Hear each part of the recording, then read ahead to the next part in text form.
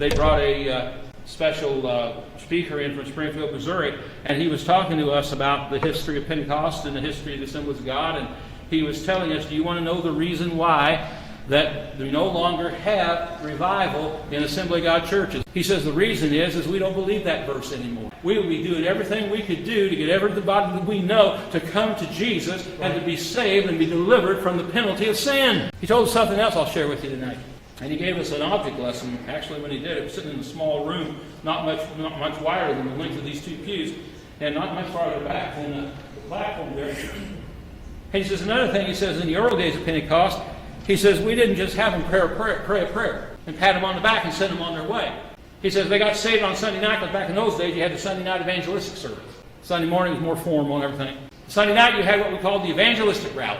We don't believe that whoever's name is not found written in the lake of fire or written in the Lamb's Book of Life will be cast in the lake of fire. 7:30 o'clock.